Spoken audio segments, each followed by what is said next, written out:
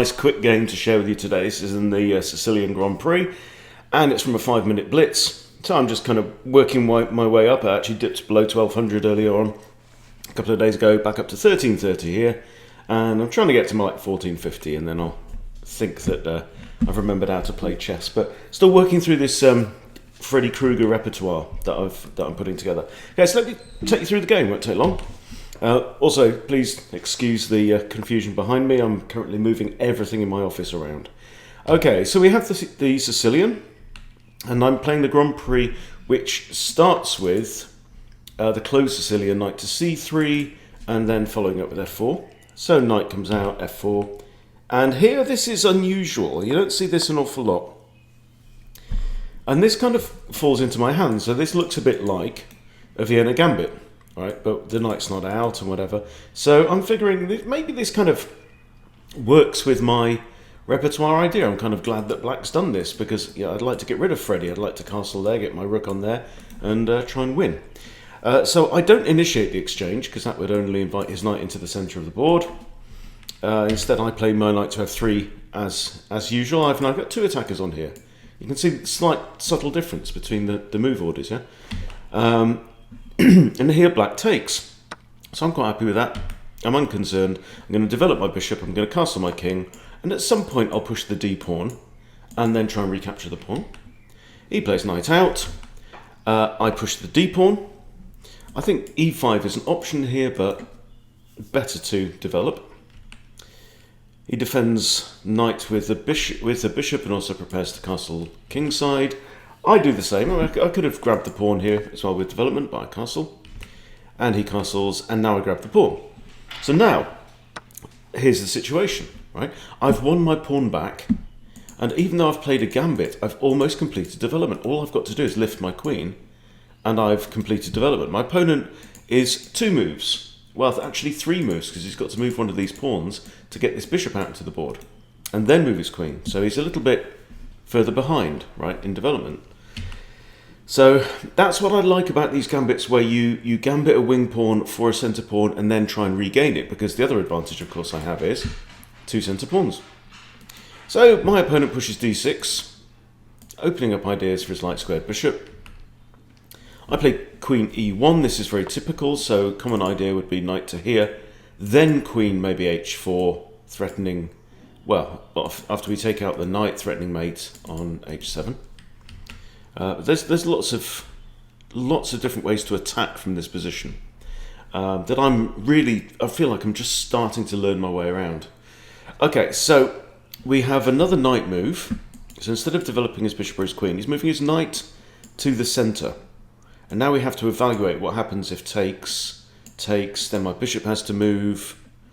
Also notice that the knight's attacking this knight and it's attacking there. Now, if he takes here, I'm not bothered. It allows me to lift my rook for free, thank you very much. If he takes here, I like this bishop. I want to keep this bishop because it's pinning this pawn. So I drop the bishop back, and he decides, well, I've moved my knight there anyway, I may as well trade it off for something. Guess he didn't fancy being captured here, and I don't know. But I'm quite happy with this situation myself. And now he brings in the bishop and tries to harass the rook. But all that does is prompt me to play rook just across to g3 and line it up with the king. So I think that was one of those kind of beginnery moves that is like, I'm going to poke my opponent and your opponent just turns around and slaps you. And it's not an attack.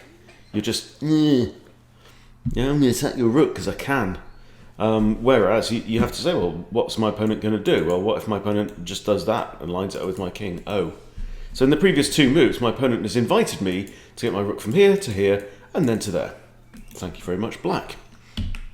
All right, now, so he drops his bishop back. He didn't have to do that because I'm not likely to take it and then get taken back by a knight. But I guess maybe he's thinking, oh, what if I move my knight in, try and distract this knight? So he moves his bishop back anyway. Now I come into the middle. And here we enter somewhat of a calculation problem. Okay, so my opponent takes and I recapture with a bishop. So far so good. And I'm liking, still loving this bishop here that's lined up there. This bishop also has lots of scope to look at the corner where black's king is hiding. That pawn is pinned by my rook. That pawn is pinned by my bishop. So neither of these two can move. So very, very happy with my situation. Queen might also come up here as well. That's also an idea. Now I'm looking at this undefended pawn. Rook comes across. Now I bring my queen up to threaten mate. Okay. And now we have bishop to here. And now this is where you really have to go pull on the brakes, right? We're not going to rush this decision, whatever this decision is going to be. So you have to stop. You have to just switch everything off. You have to state what the reality is on the board and then see if you can find the best solution. So what is the problem? Well, the only real problem is that my queen is under attack by the bishop. Okay, so what can I do? Well, you're under attack. You can move away. So either of these two squares would still defend that pawn. You can capture the attacker. Well, the only way to do that is queen takes, and not good. You can interpose another piece. So then you have to think about, what about d4, what about e5? Okay, and I think about this for a full 3.8 seconds and then decide to push e5. So I'm attacking the bishop, and I calculated if takes, I can take, and take. That's as far as I got in this. Now, here's what happened. Takes, then he plays b6 instead of trading bishops. And now I have to think again. And now, yeah, so if I take and queen takes and I take, this pawn is still pinned, remember. Both these pawns are pinned. Let's put them in blue. They can't capture. So, or move. Well, this one can move forward, this one can't move forward. Okay? So I actually have now an overwhelm on this because this bishop is technically attacked twice and defended once. On the other hand, the queen's looking at my bishop. So black's just played this move. So I decide to take this bishop because it's free. Now he can either capture my bishop, which would be a blunder because he can't retake, but he has to take this bishop, right? And he doesn't.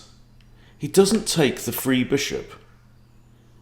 He plays this, and now this is very, very important because now this introduces a checkmate pattern that I have to say isn't the most common, but that everybody should really know. Okay, and it's like the supported queen but bishop first checkmate. A lot of us have had a bishop behind our queen. Queen goes in, grabs a pawn like f7 or something like that. f2 checkmate. Right? We've all seen that, like scholar's mate kind of idea. But the bishop first idea is this, where the bishop when your opponent has this kind of fianchetto setup, but the bishop is from home, right? Then we're threatening that. And there's no way to stop it. Black can put the queen in the way, that's only stops it from move, but can't push this pawn because it's pinned by this bishop. Thank you very much, you see. So black here resigns, because whatever he does, the next move is going to be queen in here and it's mate. So the queen's defending the bishop. It's like the defender of the queen as well is in front of the queen. So definitely a pattern that everyone needs to remember. And quite an enjoyable game. I don't think my opponent quite played 1300 level in that. I think there were a few inaccuracies. We'll have a quick look at the review and see, did I blunder at any point on there?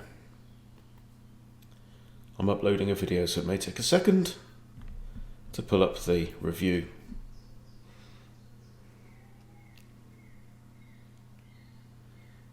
Uploading Craig's session from last night with the advanced group. We took us through the Roy Lopez exchange variation, which is the variation that the opening that he's been playing with the white pieces since he was 900 rated all the way to 2000. And it looks very interesting and very trappy. Okay, the computer's having a think now about this. Yeah, I get the feeling my opponent was not at top form.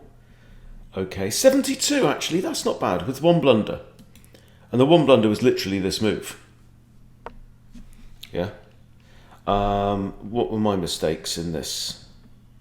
I had one mistake, bishop b3. It's a mistake. I missed an opportunity to win material.